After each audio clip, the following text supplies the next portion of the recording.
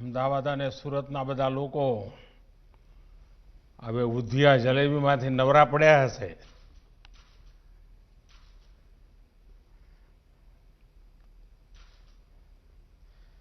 गुजरात के राज्यपाल श्री आचार्य देवव्रत जी, केंद्रीय मंत्रिमंडल में मेरे सहयोगी अमित शाह जी, हरदीप सिंह पुरी जी, गुजरात के मुख्यमंत्री विजय रूपाणी जी, गुजरात सरकार के मंत्रीगण, सांसद और विधायकगण, अहमदाबाद और सूरत के मेरे प्यारे भाइयों और बहनों, उत्तरायण की शुरुआत में आज अहमदाबाद और सूरत को बहुत ही अहम उपहार मिल रहा है। देश के दो बड़े व्यापारिक केंद्रों अहमदाबाद और सूरत में मेट्रो इन शहरों में कनेक्टिविटी को और मजबूत करने का काम करेगी। कल ही केवड़िया के लिए नए रेल मार्ग और नई ट्रेनों की शुरुआत हुई है। अहमदाबाद से भी आधुनिक जनशताब्दी एक्सप्रेस अब केवड़िया तक जाएगी।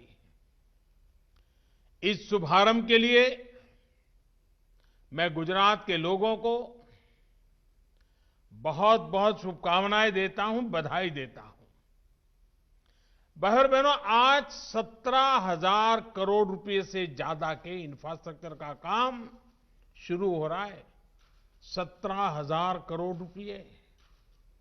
ये दिखाता है कि कोरोना के इस काल में भी नए इंफ्रास्ट्रक्चर के निर्माण को लेकर देश के प्रयास लगातार बढ़ रहे हैं। बीते कुछ दिनों में ही देश भर में हजारों करोड़ रुपए के इंफ्रास्ट्रक्चर प्रोजेक्ट का या तो लोकार्पण किया गया है या फिर नए प्रोजेक्ट्स पर काम शुरू हुआ है। साथियों, अहमदाबाद और सूरत दोनों गुजरात की और भारत की आत्मनिर्भरता को सशक्त करने वाले शहर हैं। मुझे याद है जब अहमदाबाद में मेट्रो की शुरुआत हुई थी तो वो कितना अद्भुत पल था। लोग छत पे धावे पर खड़े थे। लोगों को चेहरों पर जो खुशी थी वो शायद ही कोई भूल पाएगा। मैं ये भी देख रहा हूं कि अहमदाबाद के सपनों ने, यहां की पहचान ने कैसे खुद को मेट्रो से जोड़ लिया है। अब आज से अहमदाबाद मेट्रो के दूसरे चरण पर काम शुरू हो रहा है। अहमदाबाद मेट्रो रेल प्रोजेक्ट में अब मोटेरा स्टेडियम से महात्मा मंदिर तक एक कॉरिडोर बनेगा और दूसरे कॉरिडोर से जीएनएलयू और गिफ्ट सिटी आपस में जुड़ेंगे। इसका लाभ शहर के लाखों लोगों को होगा। साथियों, अहमदाबाद के बाद सूरत गुजरात का दूसरा बड़ा शहर है जो मेट्रो जैसे आधुनिक पब्लिक ट्रांसपोर्ट सिस्टम से जुड़ेगा। सूरत में मेट्रो नेटवर्क तो एक प्रकार से पूरे शहर के महत्वपूर्ण व्यापारिक केंद्रों को आपस में कनेक्ट करेगा। एक कॉरिडोर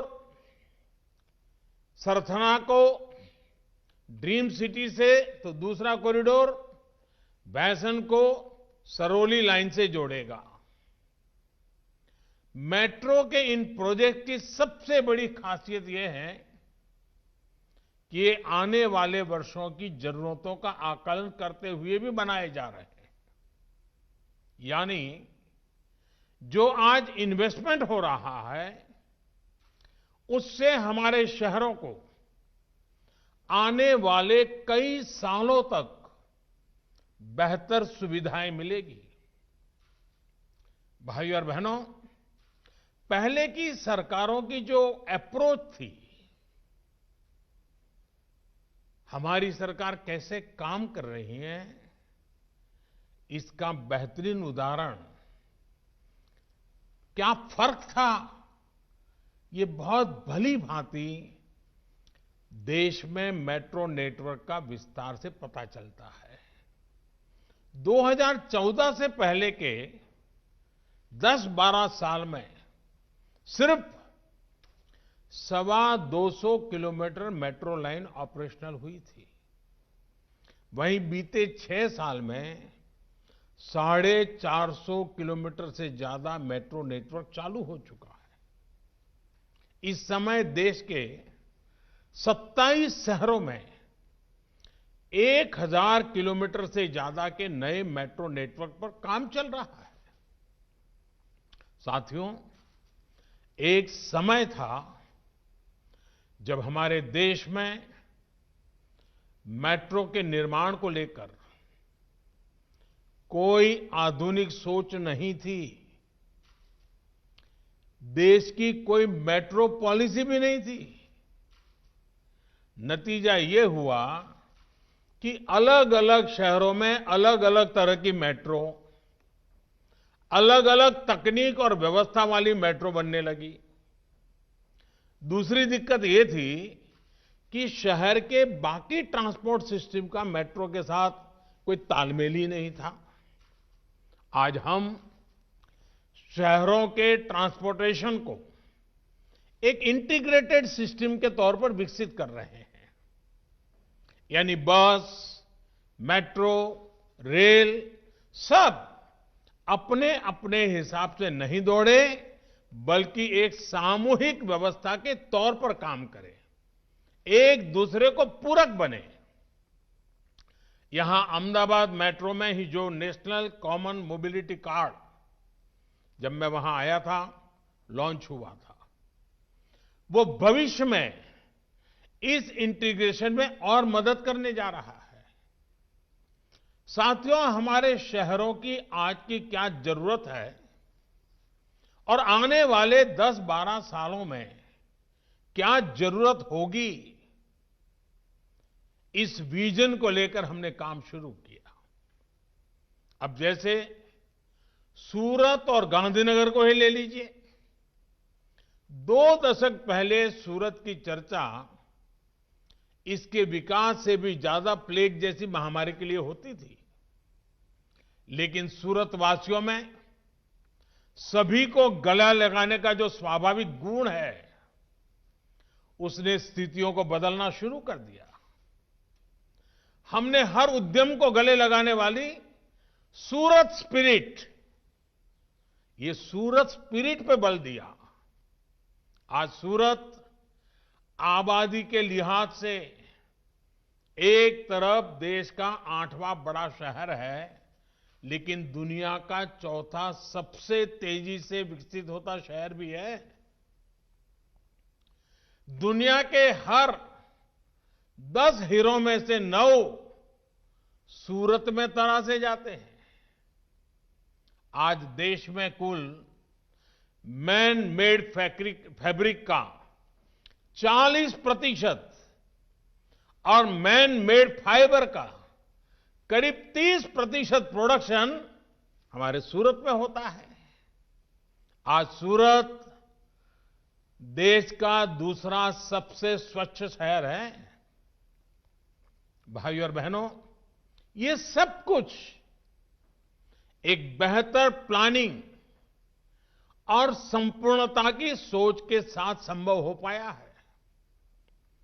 पहले सूरत में करीब 20% आबादी झुग्गियों में रहती थी। अब गरीबों को पक्के घर मिलने से ये घट करके 6% रह गई है। शहर को भीड़भाड़ से मुक्त करने के लिए बेहतर ट्रैफिक मैनेजमेंट से लेकर अनेक दूसरे कदम उठाए। आज सूरत में 100 से ज्यादा पुल हैं, जिनमें से 80 से ज्यादा बीते 20 सालों में बनाए गए हैं और 8 पुलों का निर्माण जारी भी है। इसी तरह सीवेज ट्रीटमेंट प्लांट्स, इसकी कैपेसिटी बढ़ाई गई। आज सूरत में करीब 1 दर्जन सीवेज ट्रीटमेंट प्लांट्स हैं। सीवेज ट्रीटमेंट से ही सूरत को आज करीब 100 करोड़ रुपए की आय प्राप्त हो रही है। बीते सालों में सूरत में बेहतरीन आधुनिक अस्पतालों का निर्माण किया गया। इन सभी प्रयासों से सूरत में ईज ऑफ लिविंग बेहतर हुई। आज हम देखते हैं कि सूरत एक भारत श्रेष्ठ भारत का कितना बेहतर उदाहरण है। यहां में पूर्वांचल, ओडिशा, झारखंड, पश्चिम बंगाल, नॉर्थ ईस्ट, देश के कोने कोने से अपना भाग्य चमकाने के लिए आए हुए लोग, हमारे उद्यमी लोग, शिस्त और समर्पण के साथ लगे हुए लोग, एक प्रकार से जीता जागता सपनों से भरा हुआ लघु भारत सूरत की धरती पर पनपा है।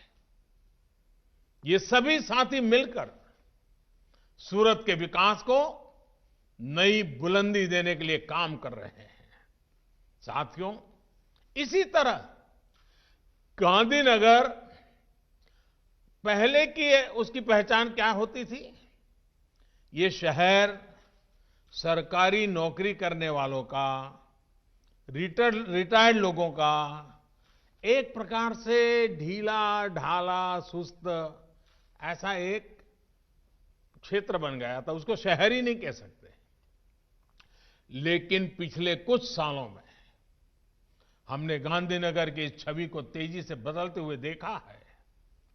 अब जहां कहीं भी जाएंगे, गांधीनगर में आपको युवा दिखेंगे, नौजवान दिखेंगे, सपनों का अंबार दिखेगा।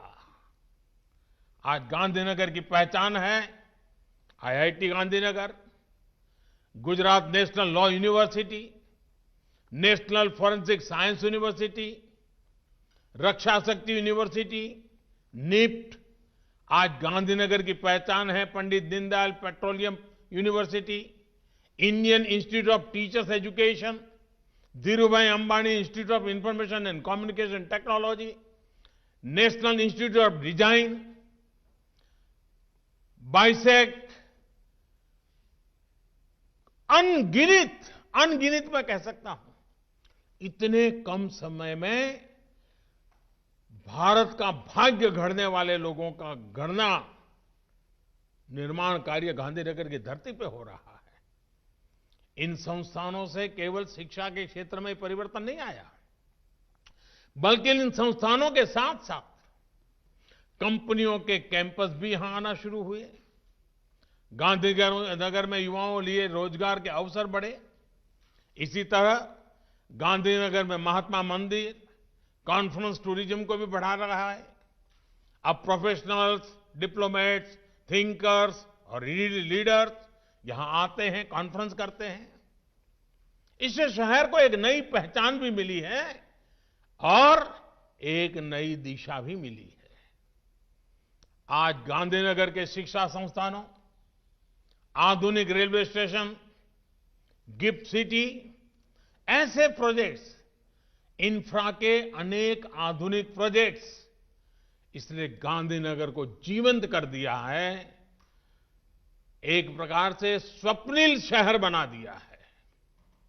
साथियों, गांधीनगर के साथ ही अहमदाबाद में ही ऐसी अनेकों परियोजनाएं हैं जो आज शहर की पहचान बन चुकी है। साबरमती रिवर फ्रंट हो, कांकरिया लेक फ्रंट हो, वाटर एरोड्राम हो, बस रैपिड ट्रांजिट सिस्टम हो, मोटेरा में विश्व का सबसे बड़ा स्टेडियम हो, सरखेज का 6 लेन गांधीनगर हाईवे हो, अनेकों अनेक प्रोजेक्ट्स बीते वर्षों में बने हैं। एक प्रकार से अहमदाबाद की पौराणिकता को बनाए रखते हुए शहर की आधुनिकता का आवरण पहनाया जा रहा है। अहमदाबाद को भारत का पहला वर्ल्ड हेरिटेज सिटी घोषित किया गया है। अब अहमदाबाद के पास धौलेरा में नया एयरपोर्ट भी बनने वाला है। इस एयरपोर्ट को अहमदाबाद से कनेक्ट करने के लिए अहमदाबाद धौलेरा मोनोरेल को भी हाल में को बनाए रखते हुए शहर की आधुनिकता का आवरण पहनाया जा रहा है। अहमदाबाद को भारत का पहला वर्ल्ड हेरिटेज सिटी घोषित किया गया है। अब अहमदाबाद के पास धौलेरा में नया एयरपोर्ट भी बनने वाला है। इस एयरपोर्ट को अहमदाबाद से कनेक्ट करने के लिए अहमदाबाद धौलेरा मोनोरेल को भी हाल में स्वीकृति दी जा चुकी है। इसी तरह अहमदाबाद और सूरत को देश की आर्थिक राजधानी मुंबई से जोड़ने वाली बुलेट ट्रेन पर भी काम की प्रगति पर है। साथियों, गुजरात के शहरों के साथ साथ ग्रामीण विकास में भी बीते सालों में अभूतपूर्व विकास हुआ है। विशेष रूप से गांवों में सड़क, बिजली, पानी की स्थिति में कैसे बीते 2 दशकों में सुधार आया है, वो गुजरात की विकास यात्रा का बहुत अहम अध्याय है। आज गुजरात के हर गांव में ऑल वेदर रोड कनेक्टिविटी है। जनजातीय क्षेत्रों के गांवों में भी बेहतर सड़कें हैं। साथियों, हम में से अधिकांश ने वो दौर देखा है जब गुजरात के गांवों तक ट्रेन और टैंकरों से पानी पहुंचाना पड़ता था। आज गुजरात के हर गांव तक पानी पहुंच चुका है। इतना ही नहीं, अब करीब 80% घरों में नल से जल पहुंच रहा है। जल जीवन मिशन के तहत राज्य में 10 लाख नए पानी के कनेक्शन दिए गए हैं। बहुत जल्द गुजरात के हर घर तक नल से जल पहुंचने वाला है। साथियों, सिर्फ पीने का पानी ही नहीं, बल्कि सिंचाई के लिए भी आज गुजरात के उन क्षेत्रों तक पानी पहुंचा है जहां कभी सिंचाई की सुविधा असंभव मानी जाती थी। सपने में भी कोई सोचता नहीं था। सरदार सरोवर डैम हो, सौनी योजना हो, वाटर ग्रिड्स का नेटवर्क हो, गुजरात के सूखाग्रस्त क्षेत्रों को हरित करने के लिए बहुत व्यापक काम किया गया है। मां नर्मदा का पानी अब सैकड़ों किलोमीटर दूर कच्छ तक पहुंच रहा है। माइक्रो इरिगेशन के मामले में भी गुजरात देश के अग्रणी राज्यों में शामिल है। भाइयों और बहनों, गुजरात में कभी बिजली की भी भारी समस्या रहती थी। गांवों में तो और संकट भीषण था। आज गुजरात में पर्याप्त बिजली भी है और सौर ऊर्जा के निर्माण में देश का अग्रणी राज्य भी है। कुछ दिन पहले ही कच्छ में दुनिया के सबसे बड़े रिन्यूएबल एनर्जी के प्लांट के लिए काम शुरू हुआ है, जिसमें सोलार भी है, विंड भी है। आज किसानों तक सर्वोच्च योजना के तहत सिंचाई के लिए अलग से बिजली देने वाला गुजरात पहला राज्य बन रहा है। आरोग्य के क्षेत्र में गुजरात ने गांव-गांव में स्वास्थ्य सेवाओं को निरंतर सशक्त किया है।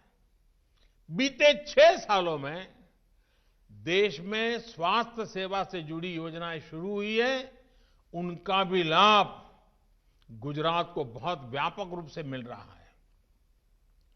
आयुष्मान भारत योजना के तहत गुजरात के 21 लाख लोगों को मुफ्त इलाज मिला है। सस्ती दवाइयां देने वाले 525 से ज्यादा जन औषधि केंद्र आज गुजरात में कार्यरत है। इसमें से लगभग 100 करोड़ रुपए की बचत गुजरात के सामान्य परिवार, खास करके मध्यम वर्ग, निम्न मध्यम वर्ग के परिवार, अगर उनके घर में बीमारी है तो सिर्फ इसके कारण 100 करोड़ रुपए जैसी रकम उनके जेब में बची है। ग्रामीण गरीबों को सस्ते घर दिलवाने में भी गुजरात तेजी से आगे बढ़ रहा है। पीएम आवास योजना ग्रामीण के तहत गुजरात के गांवों में 2.5 लाख से ज्यादा घर बनाए गए हैं। इसी तरह स्वच्छ भारत मिशन के तहत गुजरात के गांवों में 35 लाख से ज्यादा शौचालय का निर्माण हुआ है। गुजरात के गांवों के विकास के लिए कितनी तेजी से काम हो रहा है, इसका एक और उदाहरण है डिजिटल सेवा सेतु। इसके माध्यम से राशन कार्ड, जमीन से जुड़े कागज, पेंशन स्कीम, कई अन्य तरह के सर्टिफिकेट, ऐसी अनेक सेवाएं गांव के लोगों तक पहुंचाई जा रही हैं। ये सेतु पिछले साल अक्टूबर में ही लॉन्च किया गया था, यानी 4-5 महीने पहले, और मुझे बताया गया है कि जल्दी ही ये डिजिटल सेतु 8,000 गांवों तक पहुंचने वाला है। इसके माध्यम से 50 से अधिक सरकारी सेवाएं गांवों के लोगों को तक सीधी पहुंचेगी। मैं इस कार्य के लिए गुजरात सरकार की पूरी टीम को बहुत बहुत बधाई देता हूं। साथियों, आज भारत आत्मविश्वास के साथ फैसले ले रहा है, उन पर तेजी से अमल भी कर रहा है। आज भारत सिर्फ बड़ा ही नहीं कर रहा है, आज भारत बेहतर भी कर रहा है। आज दुनिया की सबसे बड़ी प्रतिमा भारत में है। आज दुनिया के सबसे बड़ा अफोर्डेबल हाउसिंग प्रोग्राम भारत में चल रहा है। आज दुनिया का सबसे बड़ा हेल्थ केयर एश्योरेंस प्रोग्राम भी भारत में चल रहा है। 6 लाख गांवों को तेज इंटरनेट से जोड़ने का विराट काम भी भारत में ही हो रहा है। और परसों ही कोरोना संक्रमण के विरुद्ध दुनिया का सबसे बड़ा टीकाकरण अभियान भी भारत में ही शुरू हुआ है। यहां गुजरात में ही बीते दिनों 2 ऐसे काम पूरे हुए जिनका मैं विशेष तौर पर जिक्र करना चाहता हूं। ये उदाहरण है कि कैसे तेजी से पूरी होती परियोजनाएं लोगों का जीवन बदल देती है। एक गोगा और हजीरा के बीच रोपैक्स सेवा और दूसरी गिरनार रोपवे। साथियों, पिछले साल नवंबर में, यानी 4 महीने पहले, गोगा और हजीरा के बीच से ये रोपैक्स सेवा शुरू होने से सौराष्ट्र और दक्षिण गुजरात दोनों ही क्षेत्रों के लोगों का वर्षों का इंतजार समाप्त हुआ है और वहां के लोगों को इसका बहुत लाभ हो रहा है। इस सेवा से गोगा और हजीरा के बीच सड़क की दूरी 450 किलोमीटर की है, वो समंदर के रास्ते सिर्फ 90 किलोमीटर ही रह गई है। यानी जिस दूरी को तय करने में पहले 10 से 12 घंटे लग जाते थे, अब वो 4-5 घंटे में ही पूरी हो जा रही है। यानी इससे हजारों लोगों का समय बच रहा है, पेट्रोल डीजल पर होने वाला खर्च बच रहा है, सड़क पर चलने वाली गाड़ियां कम होने से प्रदूषण कम करने में भी मदद मिली है। सिर्फ 2 महीने में, मुझे जो बताया गया, सिर्फ 2 महीने में 50,000 से ज्यादा लोग इस नई सुविधा का लाभ ले चुके हैं। 14,000 से ज्यादा गाड़ियां भी रोपैक्स फेरी से ले जाई गई हैं। सूरत के साथ सौराष्ट्र की इस नई कनेक्टिविटी ने सौराष्ट्र के किसानों और पशुपालकों को फल, सब्जी और दूध सूरत पहुंचाने का आसान मार्ग उपलब्ध कराया है। सड़क के रास्ते पहले फल, सब्जी और दूध ऐसी चीजें खराब हो जाती थी, पहुंचते पहुंचते ही बर्बाद हो जाता था। अब समंदर के रास्ते पशुपालकों और किसानों के उत्पाद और तेजी से शहरों तक पहुंच रहे हैं। वहीं सूरत में व्यापार कारोबार करने वाले साथियों और श्रमिक साथियों के लिए भी आना जाना इस फेरी सेवा से बहुत आसान हो गया है।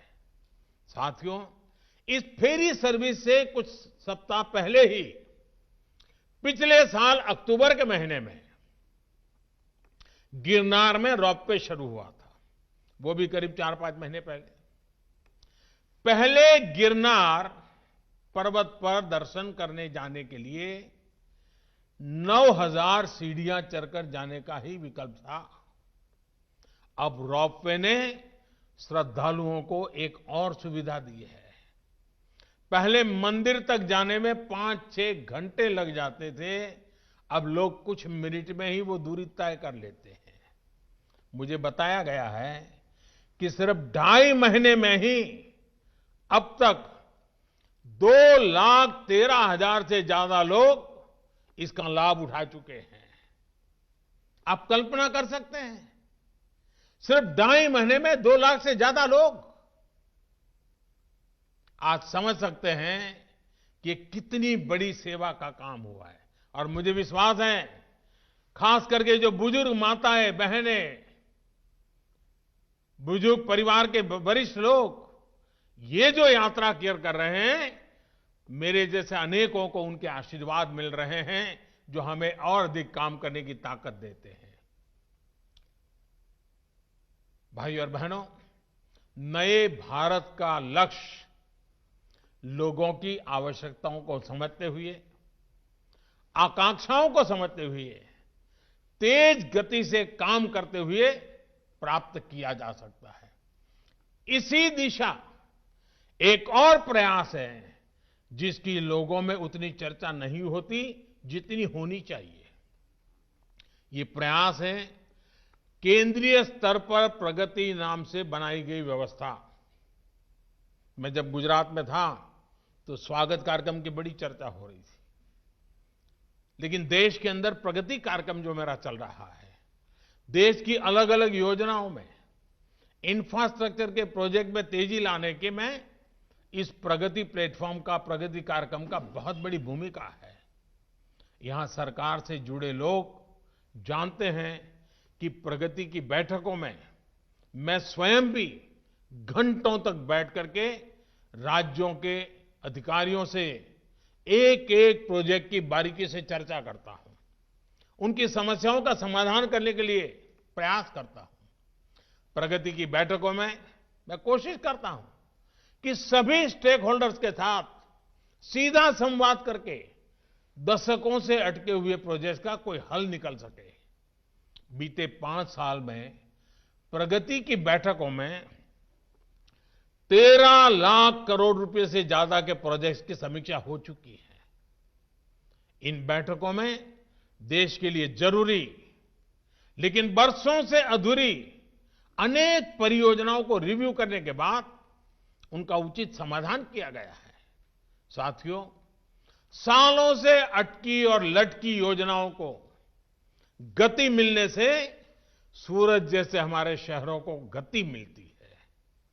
हमारे उद्योगों को और खासकर छोटे उद्योगों को एमएसएमईज को एक आत्मविश्वास मिलता है कि वो दुनिया के बड़े बाजारों से कंपटीशन कर रहे हैं, तो उनके पास बड़े देशों जैसा इंफ्रास्ट्रक्चर भी है। आत्मनिर्भर भारत अभियान में इन छोटे उद्योगों के लिए और भी कई बड़े कदम उठाए गए हैं। छोटे उद्योगों को संकट से बाहर निकालने के लिए एक तरफ हजारों करोड़ रुपए के आसान ऋण की व्यवस्था की गई है, वहीं दूसरी तरफ एमएसएमईज को ज्यादा अवसर देने के लिए महत्वपूर्ण फैसले भी लिए गए हैं। सबसे बड़ा फैसला सरकार ने एमएसएमईज के परिभाषा को लेकर किया है, निवेश की सीमा को लेकर किया है। पहले एमएसएमईज का विस्तार करने से उद्यमी इसलिए बचते थे क्योंकि उनको सरकार से मिलने वाले लाभ खोने का डर रहता था। अब सरकार ने ऐसे प्रतिबंधों को हटाकर इन इकाइयों के लिए नए रास्ते खोले हैं। इसके साथ ही नई परिभाषा में मैन्युफैक्चरिंग और सर्विस एंटरप्राइज के भेदभाव को भी खत्म किया गया है। इससे सर्विस सेक्टर में भी नई संभावनाएं पैदा हुई हैं। वहीं सरकारी खरीद में भी भारत के एमएसएमईज को ज्यादा से ज्यादा मौके मिले, इसका प्रबंध भी किया गया है। कोशिश ये है कि हमारे छोटे उद्योग खूब फले फूले और उनमें काम करने वाले श्रमिक साथियों को बेहतर सुविधाएं, बेहतर जीवन मिले। साथियों, इन विराट प्रयासों के पीछे 21वीं सदी के युवा, भारत की युवा अनगिनत आकांक्षाएं हैं। वो आकांक्षाएं जो बुनियादी सुविधा और सुरक्षा के अभाव में पूरी होनी कठिन है। मुझे विश्वास है कि उन कठिनाइयों को दूर करना है, सपनों को सामर्थ्य देना है और संकल्प को सिद्ध करके रहना है। मुझे विश्वास है कि अहमदाबाद और सूरत के ये मेट्रो प्रोजेक्ट इन शहरों के हर साथी की आकांक्षाओं और अपेक्षाओं को पूरा करेंगे। इसी विश्वास के साथ गुजरात के सभी भाइयों बहनों को, खास करके अहमदाबाद और सूरत के नागरिक भाइयों बहनों को मेरी तरफ से बहुत बहुत बधाई है, बहुत बहुत धन्यवाद। नमस्कार, मैं हूं मानक गुप्ता। अगर आपको हमारा ये वीडियो पसंद आया हो तो इसे लाइक और शेयर जरूर करें, और हां, हमें सब्सक्राइब और फॉलो करना ना भूलें ताकि आप देश और दुनिया की कोई खबर मिस ना करें। तो जुड़े रहिए हमारे साथ और देखते रहिए न्यूज़ 24।